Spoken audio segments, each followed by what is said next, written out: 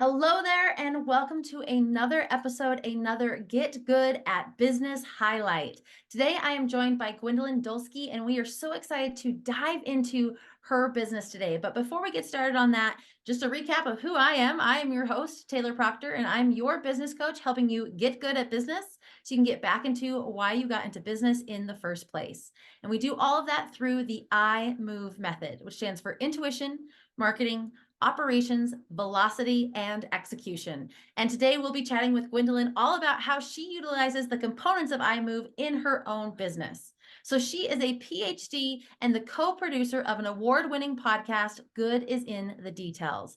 She's earned her doctorate in philosophy and teaches at Cal Poly Pomona. She is the author of Tips from the Professor, a guide to college success. Her work has been published in academic journals, and she regularly speaks both in and out of the academic circuit. Gwendolyn helps those interested in podcasting with content creation and taking the first steps. She's a seasoned guest on podcasts and speaker regularly and regarding motivation, self-esteem, and a path towards happiness. So Gwendolyn, thank you so much for joining us today. So honored and excited to have you on the show. Thank you for that lovely introduction. Thank you. I started thinking, oh my goodness. Okay. Yes, I did those things. Okay. I appreciate it. I love that. So let's dive into the background and inspiration for Good is in the Details. Was there a pivotal moment or a series of experiences that inspired you to create your show and your practice of helping other people create content and start their shows? Yes, thank you for the question. So, my background is in academia. As you said, like I'm a professor at Cal Poly Pomona, and I have really enjoyed that work, like, writing academic articles and being in the classroom, mentoring my students. But I teach philosophy. And so, a lot of people who come through my classroom, they will minor in philosophy or it's just a GE. Mhm. And after classes, I had so many students who would talk to me about some of the things we covered in class, but it's not like they were going to major in philosophy. They were just still curious and energized by the philosophical questions. And I thought, you know what? I don't want to gatekeep this for just university students. There was this trend in education from like TED Talks to podcasting where people were just opening the doors for a general audience. And so I took that method, how I plan out my syllabus, interact with my students, and applied it to podcasting, where we have people of all different industries come on to share their wisdom. We use a philosophical lens, meaning what is the argument? What are the goals? What are some key definitions in your work? And so that's really the origin story. And because I'm in Southern California and I pretty much am commuting all the time in traffic, Always listen to podcasts. I got hooked on podcasts. My first one was Serial. And I mean, I was like, I want to try to do this. And it was a scary thing for me. I mean, I just want people to know, like, I'm in my 40s. I'm now 46. I'll be turning 47 this year. And I had an entire career in one field in academia, right? Like I joke that my job is really to read things and tell everybody what I know. That's essentially what I've been doing. So I hadn't needed to do anything business oriented. I don't have to worry about marketing, budgeting, anything like that. I have my knowledge, I show up, I teach the students, and then I write in my free time. So shifting to business was a radical change for me in my 40s. So I just want anyone to know that if you're thinking, wait a minute, can I do X? It's so outside of my norm.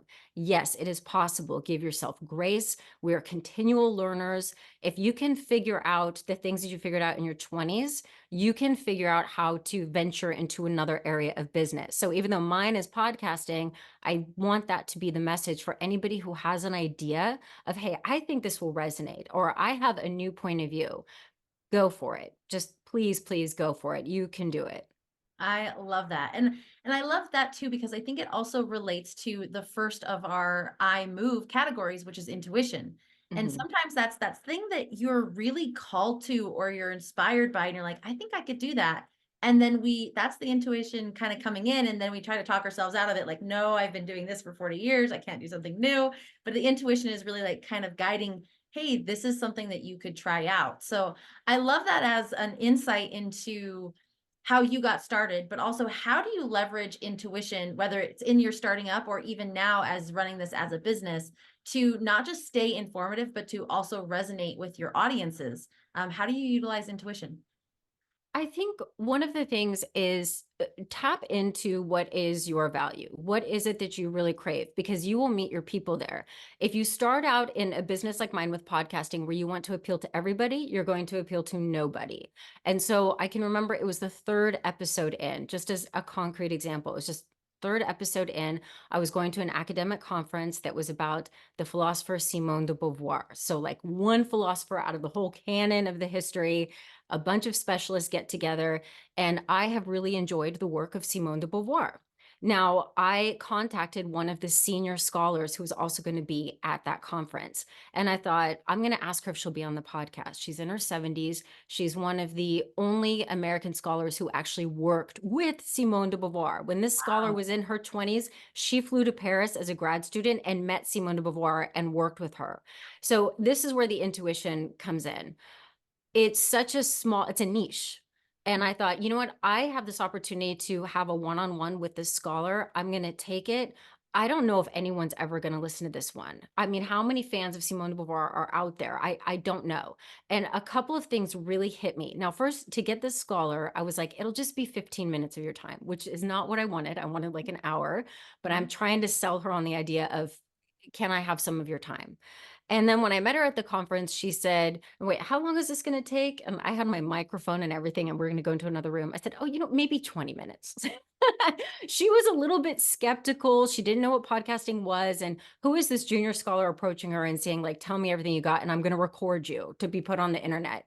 So, by the time we sat down and I started asking her about, "Tell me about that first time you met her, I wanna know." Because most people in academia would be like, "Tell me about the ideas of Simone de Beauvoir." I was like, "I wanna know what it was like to meet this woman. What was your impression?"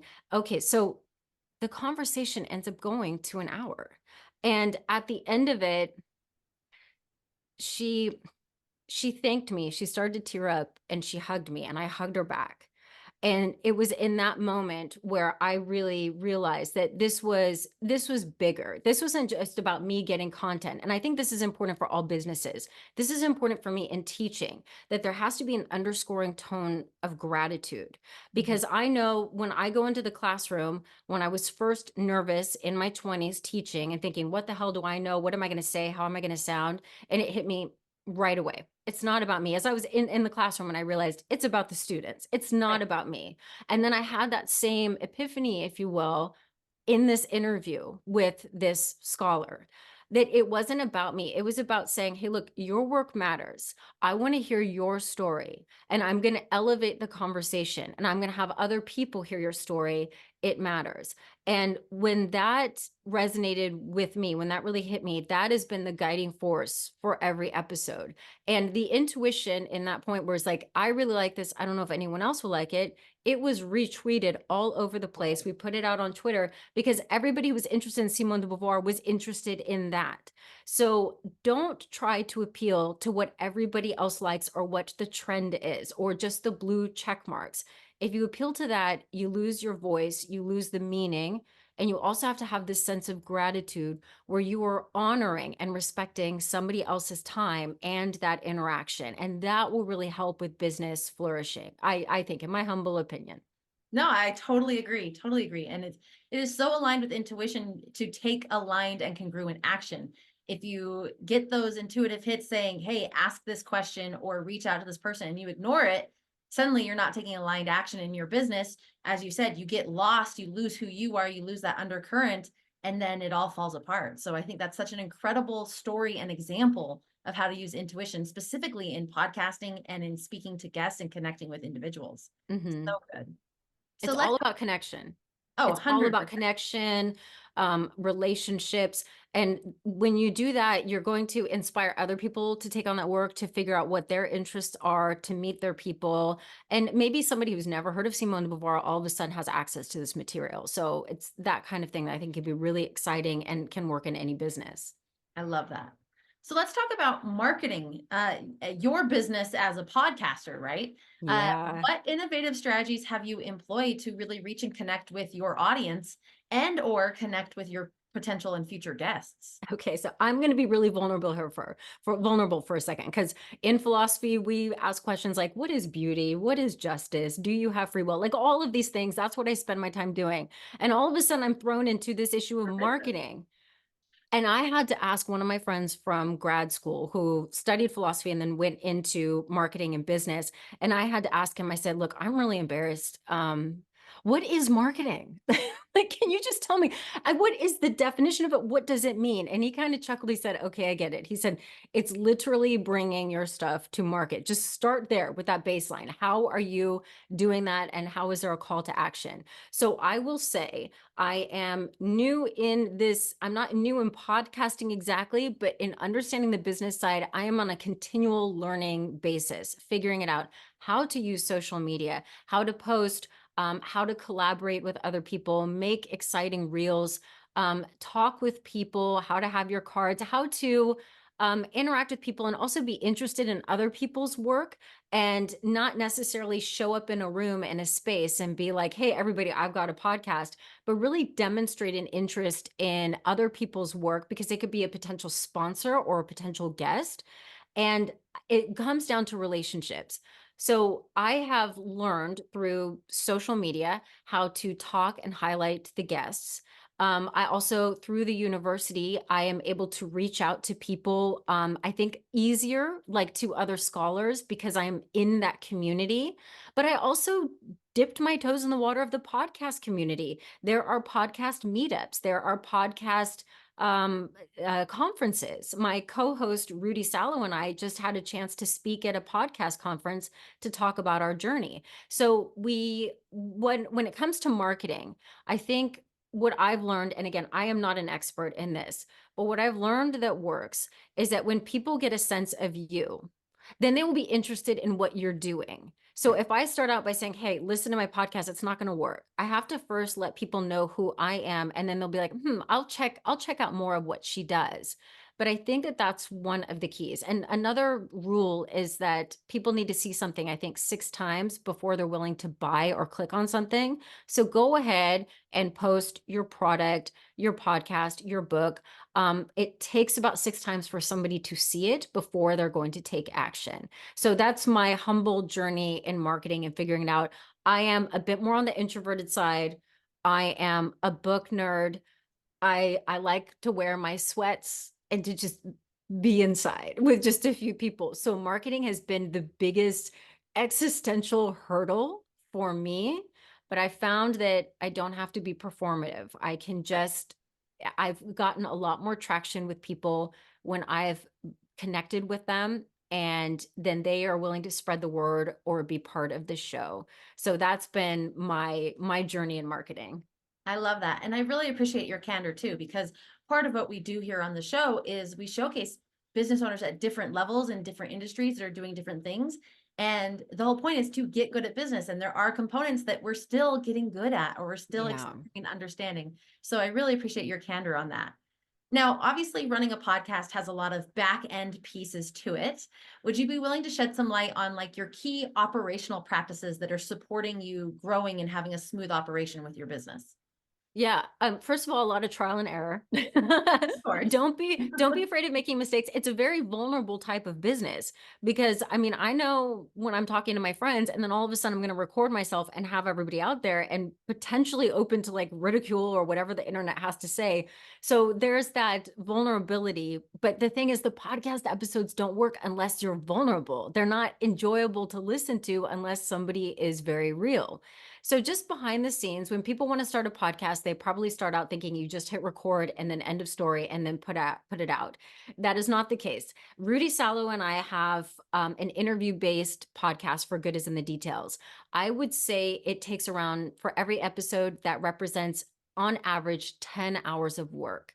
And what that 10 hours of work entails can be the process of scouting, if you will, looking for interesting books that are on the market, reaching out to the authors and seeing if they would be interested in being on the show, also paying attention to what is in the news and finding experts on that. So that takes time. And then the whole email process. The email process always begins with letting the person know how you discovered their work and why you like it. And then you invite them on the show. If you start out with your email just being like, "Hey, so I have this podcast," it's just not going to work. So start out again with a sense of gratitude, understanding that you're asking for somebody's time for your content. So just be very gracious in that. The other part of the process is then the actual scheduling and the recording, which can take about an hour. And then another part of the hours behind that will be reading the book of the author, coming up with questions. If they made a documentary, watch the documentary, that kind of stuff, so that when you show up for the interview, they know that you have read their work and they really appreciate the questions, and people enjoy talking about their work. So it's absolutely key that you take notes and read what what they wrote. And then the last part is you can outsource editing. I haven't done that. I do the editing, and that is what takes the bulk of my time. I do enjoy the editing process. I don't know why I enjoy it, but I do enjoy it. I enjoy listening, getting the nuggets, getting rid of ums and pauses. And again, I think a way to show gratitude to the guest is to go ahead and take that time to make sure that it is the best version of the conversation that goes out there. I think it's important that if somebody gave you their time, that if they have a stutter or an or say right a lot, things like that, you edit that out so that it sounds really it sounds really good and natural at the same time. So those are the steps: the scheduling, the recording, the research, and then the editing process. And then after that, going ahead and putting it together on social media so that you've got the marketing aspects so that people know what you did. And I would also say reach out again to the guest and thank them for their time. And I've also reached out to guests if we have a really high number of downloads on a particular episode. I reach out to the guest and I let them know. I say, "Hey, I just want to let you know this is how it performed. And thank you again for your time." So that's my process. About 10 hours represents every episode. Wow, that is incredible and so helpful for any of our business owners who are watching going, I want to do a podcast. That's the kind of information that can really help you know how to operationally set it up. Yes, and I really encourage people. I think that podcasting is going to be the new blogging. If you remember like 20, 30 years ago, you had to have a website, you had to have some sort of newsletter, blogging. And I think that a lot of businesses, they can just record themselves 5, 10 minutes and put it out weekly, put it on their website, where it's not like that's going to make you the money, but it's going to be letting people know the insights of your industry, of your business, and giving some helpful tips. And since it's global, a podcast is global, it will draw people to your website. So what we have on Good is in the Details is like an hour long recording, comes out to around 40 to 50 minutes, that's then out there. But other people can easily do 5 to 10 minutes to just take the time. It won't take 10 hours for all of that, but then to put it on their website. And then they can also invite guests as well. But I think it's a real great way to get your reach and to also solidify yourself as an expert in whatever industry you have, from skincare to production to finances. I think it's a really great way to connect with people and draw people in. 100%. So I think that's a perfect segue as well to what strategies you're employing to add velocity to your business, because you are helping other people kind of work on their content and figure out their podcast stuff as well. So when you're looking at the strategies that are adding velocity to your business, obviously podcasting is one of those. What Mhm. other strategies or tactics have you found to be the most effective? Really doing things like being guests on your show, going to the podcast conferences and letting other people in the industry know who you are and what you're doing, and see if you can do some collaborations. One thing that I think is really key is that I do not take other podcasts as competition. I don't think anyone else should. I look at it in the same way as, as somebody who is a writer. I'm not going to compete with other authors. I would encourage everybody to read. So when other people have do something in philosophy and podcasting, I encourage that. I promote it. It's not my competition. Any other type of podcasting as well. So I think the strategy, or how Rudy and I have gotten a lot of growth is that first of all, we've got good content that we believe in. That's, I mean, yeah, we're just not putting out something absurd, like we genuinely enjoy our guests and we're really excited. And I think people sense that. And so then it just catches on. I also do have a bit of a built in audience. So I would encourage anybody else who wants to do podcasting to find where your built in audience is. And my built in audience is that I'm at a university. So some of the podcast material that I have can also be paired with things on the syllabus, which means that my students will listen to the podcast. So that also gives me some help. At the very beginning, what you need to do is just like send it out to your friends, tell them to rate and review, and start to build your community that way. But then when you want to expand, find other people who are in your area of business and focus on collaborations. I think that's the best way to grow. That's how Rudy and I have grown. Yeah, totally agree. And collaboration and community over competition and comparison wins Yeah. every time, every time. Yeah. Yeah. I mean, like I said, there's other philosophy podcasts out there that are fantastic. And I recommend those to my students as well. They're great. Rudy and I, we have something that's our own voice, which would be for any writer, like anybody in any industry where there are a lot of people. You can't say, like, let's say you're in fitness and you say, well, there are so many trainers out there. What am I going to do? You can't let that stop you. You've got to go ahead because you will always have a unique way in which you connect with people. And for Rudy and I, Rudy's background is, or he is a lawyer. And he also really loves film noir and science fiction, and he has a fantastic wit. And then I'm, the book nerd introvert. He's the extrovert. I'm the book nerd introvert who is always talking about academic philosophy. And somehow there is some magic where it works together. And that's our unique way of doing it. So everybody is going to have a unique way of approaching things in any industry. Ah, beautiful. So let's move to the E of the I move method, which is execution. And let's talk about like what is the big thing, the major initiative or project that you're currently pouring your energy into, and how are you executing on that vision? Okay, so Rudy and I had said that one of our goals was, I think it was like at the end of last year, and we were saying, okay, what do we want for the future? And one of my goals was to get us in conferences to be speakers. And that's happening right now. And that's really exciting. And also another very vulnerable thing for me to contact people and to pitch myself and Rudy as speakers and what we have to offer because I confess Rudy doesn't have this because he's amazing, but I have a bit of the imposter syndrome. So Mhm. it is not easy for me to reach out and be like, hey, I think that I could add to your conference and this is what I would speak on. So that is one of the, first of all, like, get over your imposter syndrome. That's the first thing for execution, I would say. Find whatever business you have, and ours, it's podcasting, find out where the podcast conferences are and pitch yourself to be a speaker. And then that way you're elevating yourself from just being in the realm of podcasting to being an expert in podcasting. And not only that, but you're learning as you go. Like when Rudy and I did our first talk, there were a couple times where I stammered and I thought, okay, well, now I know what to do for next time. Like, don't beat yourself up, give yourself grace for the learning process because you grow every time you try something new, stepping outside of your comfort zone. So that's been the execution. We're going to be speaking at another conference. It's called the Outlier Conference. It's going to be in Irvine at the end of May. I am going to be on a panel speaking about podcasting and business at a women's networking group called Modern Day Wife, and that's going to be in Beverly Hills. It's going to be a lot of fun. So that's really what the execution is, getting out of your own way, get over the imposter syndrome, have a vision for what you want. You have to have the vision, right? You have to be able to see it. Like I said out loud, I want us to be in more speaking conferences and things like that. And once you say it out loud and you just think, okay, next step, how am I going to do that? What are they? Reach out. Not everybody's going to say yes, and that's okay. You just need a few wins, and then there you go. I love it. Amazing, amazing. Well, thank you so much, Gwendolyn, for joining us today. How can our listeners find out more about you and even tune into your podcast?